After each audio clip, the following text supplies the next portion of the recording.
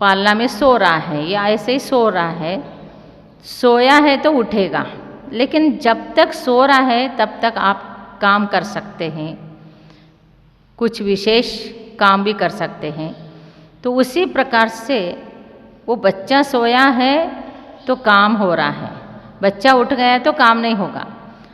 वैसे ही एक दृष्टांत दे दिया मैंने। तो वैसे ही मिथ्यात्व का उदय चल रहा है तो आप धर्म नहीं कर सकते हैं, देवगुरु शास्त्र के प्रति आपका आस्था नहीं रहेगा और धर्म के नाम, तत्व के नाम सुनते ही आपको तकलीफ होगा। लेकिन यदि मिथ्यात्व का उपशम हुआ है तो आपको धर्म सुनने में भी अच्छा लगेगा और कुछ चारित्र आदि धारण करने का भी मन होगा, मंदिर आदि पूजा पाठ करने का मन होगा। ये जो है उपशम से होता है, इसलिए थोड़ा देर के लिए भी हो जाए लेकिन होता है। तो ये महान एक उपलब्धि समझ लेना। मिथ्यात्व का उपशम हो गया, चारित्र मुनि का उपशम हो गया तो औपशमिक भाव, इसलिए औपशमिक सम्यक और औपशमिक चारित्र कहा जाता है। और एक अंतर्मूर्ति ही होता है, इसका टाइम बहुत ज़्यादा देर तक नहीं रहता है। लेकिन एक अंतर्मूर्ति भी यदि उपशम हो जाए मिथ्यात्व का और उतने में भी एक अंतर्मूर्त सम्यक तो प्राप्त हो जाए, फिर ये जीव क्या है, अर्धपुद्गल परावर्तन में ही अर्थात उसके अंदर या इतने कंप्लीट करके मोक्ष जा सकता है। क्योंकि एक बार एक अंतर्मूर्त सम्यक तो प्राप्त हो जाए तो वो उसका मोक्ष मार्ग प्रशस्त हो गया। तो उसके बाद क्षौपशमिक आदि होगा, फिर मैं आगे विस्तार पूर्वक बताऊंगी। तो ये उपशम जो है हमारे मोक्ष मार्ग को प्रशस्त करने वाला है।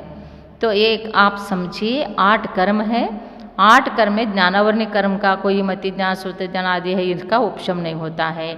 दर्शन मोहनी कर्म के कोई उपशम नहीं होता है और वेदनी कर्म का उपशम नहीं, नाम कर्म का नहीं, गोत्र कर्म का नहीं, अंतराय कर्म का नहीं, इन किसी का उपशम नहीं होता है। इनमें सब में क्षोपशम होता है, क्षय होता है, उदय होता है। लेकिन मात्र मोहनी कर्म में उपशम होता है, वो भी दर्शन मोहनी और चारित्र मोहनी। तो इन दर्शन मोहनी और चारित्र मोहनी कर्म के उपशम में जो भाव प्रकट हो गया उसका नाम है औपशमिक भाव। और ये भी जीव के अंदर ही होता है और उत्कृष्ट काम हो गया समझ लेना। क्योंकि कोई भी एक निमित्त को पाकर या पूर्व जन्म का संस्कार उदय में आ जाए तो कोई मिथ्यात्व का उपशम हो गए, औपशमिक सम्यक दृष्टि, प्रथमोपशमिक सम्यक दृष्टि बन सकता है। तो ये लाभ होता है।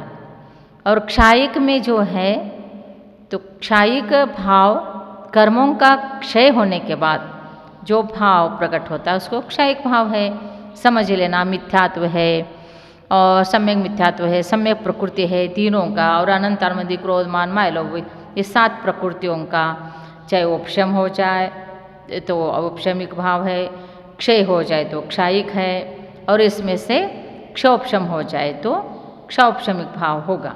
तो ये 7 प्रकृतियों का क्षय होने के बाद क्षायिक सम्यक दृष्टि बनता है तो क्षायिक भाव प्रकट होता है, उसका नाम क्षायिक भाव है।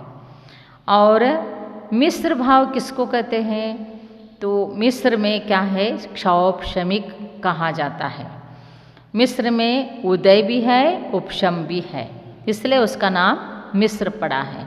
और उसका नाम क्षयोपशम भी पड़ा है, क्षय और उपशम ऐसे भी है। तो क्या है, जैसा समझिए मिथ्यात्व है, सम्यक मिथ्यात्व है, सम्यक प्रकृति है। इनमें जो मिथ्यात्व है, सम्यक मिथ्यात्व है, इन 2 कर्म और अनंतानुबंधी के क्रोध मान माया लोभ, ये 4 और वो 2, 6 प्रकृतियों का भविष्य काल में उदय में अर्थात भावी काल में उदय में आने वाले सर्वघाती स्पर्धकों का सद्वस्थारूप उपशम, और उन्हीं सर्वघाती स्पर्धकों का उदय में प्रेजेंट वर्तमान में जो उदय आ रहा है उनका उदया भावी क्षय, और देशघाती सम्यक प्रकृति का उदय, ये सब जब चलता है तो इसका नाम क्षोभशमिक। तो आपको समझ में आ गया। तो मिथ्या, सम्यक मिथ्या, क्रोध, मान, माया, लोभ, ये 6 प्रकृति निषेक रचना होता है। और वो जो निषेक रचना चल रहे कंटिन्यू उदय में, तो भावी काल में जो उदय में, क्योंकि निषेक का अर्थ है प्रत्येक समय में कर्म जो उदय में आता है उसका नाम है निषेक। तो जो लाइन जैसे क्यू लगता है, तुम कोई भी चीज़ खरीदने जाते हैं क्यू में लगते हैं। आजकल तुम लोग वैक्सीन लेने में भी क्यू में लग रहे हैं, और कोई सामान लाने के लिए जाते तो क्यू में लगते हैं। तो नंबर वाइज जैसा ही तुम्हारा नंबर आता है वैसे तुम सरकते जाते हैं। तो वैसे ही ये कर्म भी है, एक साथ बंद होता है, लेकिन वो निश्चय रचना होता है कि प्रत्येक समय में एक एक निश्चय खिर जाते हैं। तो वो एक एक निश्चय जो खिरते हैं उसको कहते हैं निश्चय रचना। तो ये मिथ्या, तो समय मिथ्या, क्रोध, मान, माया, लोभ, इन प्रकृतियों का निश्चय रचना हो गया। और इधर सम्यक प्रकृति का भी निश्चय रचना है। तो ये सम्यक प्रकृति का उदय चल रहा है और इनका भी उदय चल रहा है। लेकिन इनके सर्वघाती स्पर्धकों का यदि उदय चल रहा है, ये सम्यक प्रकृति देशघाती है, इसका भी उदय चल रहा है। तो सर्वघाती स्पर्धकों का उदय में धर्म नहीं हो सकता है। तो क्या करेंगे, वो उस टाइम में जो क्षोभशम होता है, चाहे ये मतिज्ञान श्रुत ज्ञानावर्णी कर्म का क्षोभशम कहे, तो उसमें भी सर्वघाती और देशघाती प्रकृति है। तो प्रत्येक चक्षु इंद्रिय कर्म का क्षोभशम कहते हैं, और ज्ञानेन्द्रिय कर्म का क्षोभशम, यूर्यांतराय कर्म और उसके साथ इंद्रिय, कोई भी एक इंद्रिय का क्षोभशम कहते हैं। तो ऐसे जिस भी किसी का क्षोभशम हम कह रहे हैं, तो आप मात्र मिथ्यात्व को ही लेके नहीं चलिए। तो जिसका भी हम क्षोभशम कहते हैं उसमें सभी प्रकृतियों में मूल प्रकृति तो सर्वघाती है, लेकिन उसके उत्तर प्रकृति में सर्वघाती स्पर्धक और देशघाती स्पर्धक दोनों भी है। तो जो सर्वघाती स्पर्धक है उसका जो उदय आने वाला है, तो उसको सद्वस्था रूप यथावत दबाया है, और वर्तमान में जो निश्चय है उसको कन्वर्ट कर दिया, सर्वघाती स्पर्धक देशघाती रूप से होके जा रहा है। तो इसलिए भावी काल में आने वाले सर्वघाती स्पर्धकों का सद्वस्था रूप उपशम, और वर्तमान काल में आया हुआ सर्वघाती स्पर्धक का उदयाभावी क्षय, और देशघाती का उदय, इसका नाम है क्षयोपशम। तो ये क्षयोपशम भाव इन कर्मों में सद्वस्था रूप उपशम और उदयाभावी क्षय और उदय होने से होता है।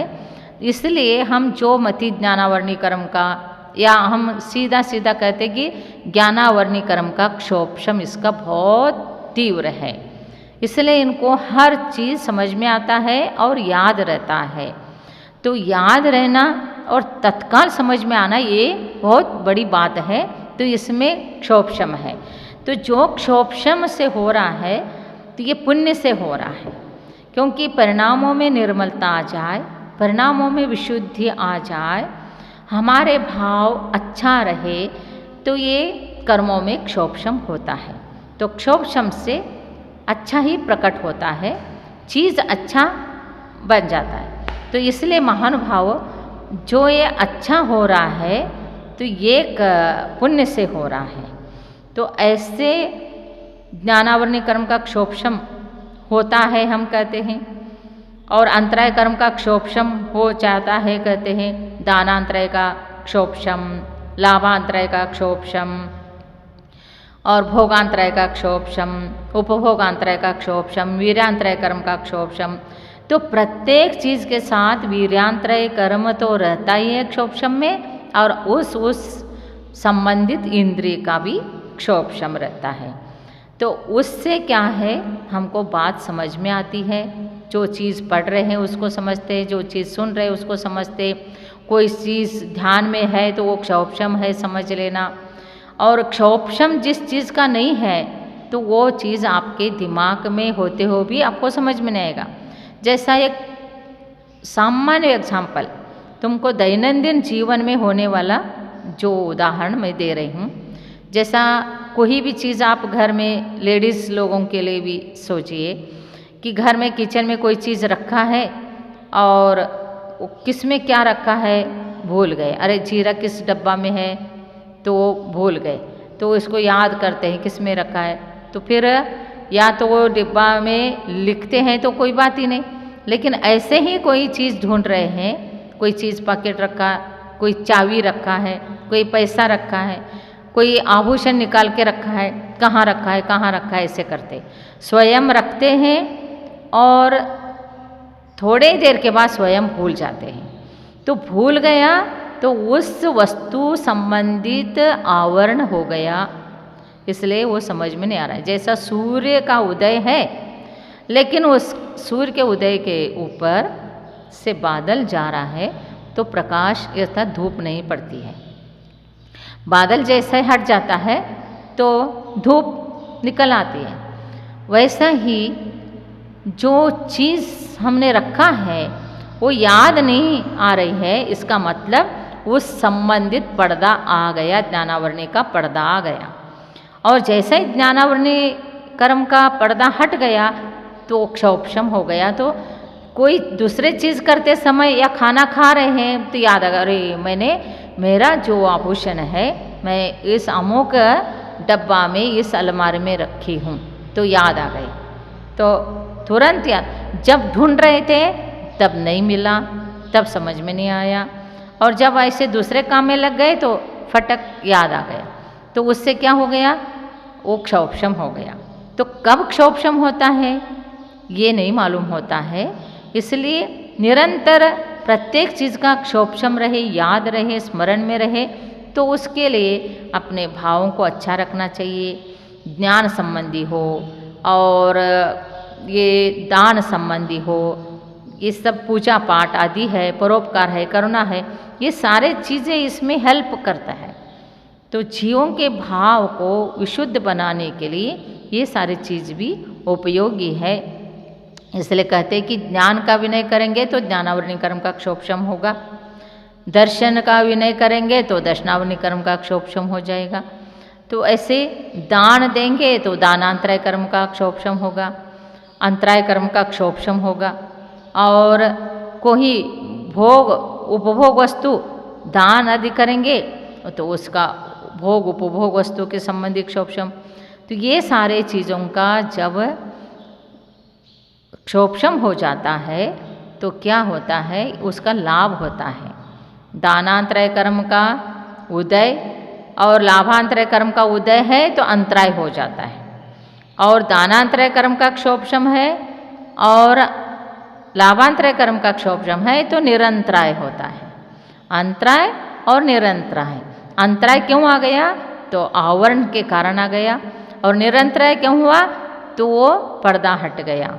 तो महानुभाव ये सारे चीज़ें हम प्रैक्टिकल में हमारे दैनंदिन जीवन में सबके साथ होता है, लेकिन लोग समझते हैं अरे तत्वार सूत्र बहुत कठिन है, उसमें क्या है क्या पता, ऐसे सोचते हैं। अरे क्या है, हम जो रोज करते हैं वही है, लेकिन हमको मालूम नहीं है कि ये चीज़ यही है, तो इससे ये होता है इससे ये होता है, ये मालूम नहीं। क्योंकि कर्म तो हम बंद करते हैं, हमको मालूम नहीं पड़ता है कर्म कितना बंद कर रहे, किस प्रकार के कर रहे, किस भाव से कर रहे, ये नहीं मालूम होता है। लेकिन कर्म उदय में आ जाए तो ओहो ये कर्म का उदय आया है तो मैंने ऐसे पाप किया होगा, तब सोचता है व्यक्ति।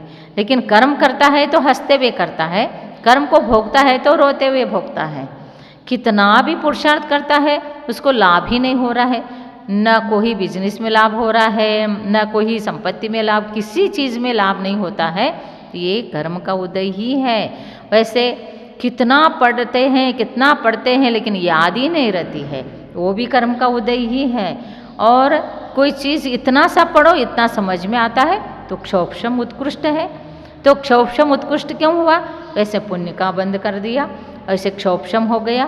तो इसलिए ज्ञानार्जन संबंधित दान आदि संबंधित, चाहे ज्ञानावरणी दर्शनावरणी वेदनी मोहनी नाम गोत्र अंतराय, इन सारे संबंधित जो अतमोहनी भी, तो इन सारे संबंधित कर्मों का जो बंद होता है उसमें आगे आएगा आश्रव संबंधी, पुण्याश्रव पापाश्रव, तब आपको समझ में आएगा उस टाइम में किससे क्या बंद होता है, किससे हम कर्म फल होते हैं और पाप का उदय क्यों आ रहा है, ये सब समझ में आएगा महानुभाव। तो इसलिए एक क्षौपशम ये होने के बाद सब चीज़ें समझ में आती है। और औदयिक भाव, कर्मों का उदय में, कर्म का उदय आ गया, नींद आ गई, कर्म का उदय उदीरना ये कंटिन्यू चलता रहता है।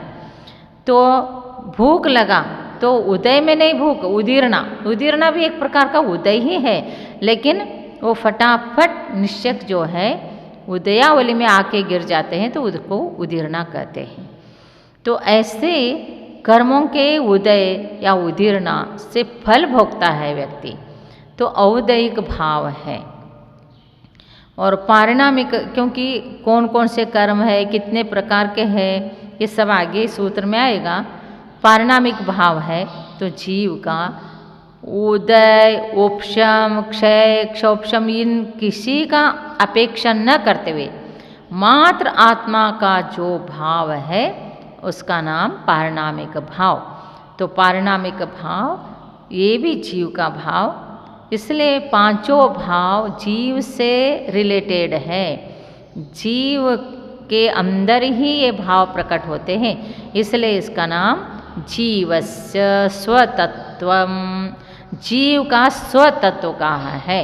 तो ये पांच भाव को हम जानते हैं, तो अपने आप में जो रोज हम क्रियाएं करते हैं, भाव करते हैं, विचार करते हैं दूसरे के प्रति, स्व के प्रति, वो सब समझ में आएगा कि बाबा हम किस किस प्रकार से कर्मों का बंद कर लेते हैं।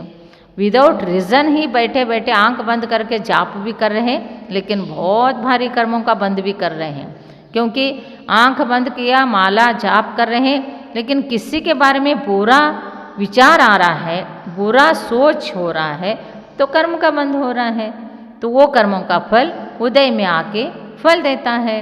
तो इसलिए महानुभाव हमें समझना चाहिए कि ये भावों को क्यों दिया है, और जीव के अंदर होने वाले भाव है, जीव को सावधान से अच्छे भाव करना चाहिए। भाव तो है, लेकिन अच्छे भाव भी है, बुरे भाव भी है। फिर इसके भेद बताया, 2 अष्टादश 21 त्रिभेदा यथाक्रम, यथाक्रम से इसमें क्या बताया है, देखो औपशमिक, क्रम से लगाने का, औपशमिक 2, क्षायिक 9, मिश्र 18, औदयिक 21 और पारिणामिक त्रिभेदा, ये 3 भेद है यथाक्रमम, यथाक्रम।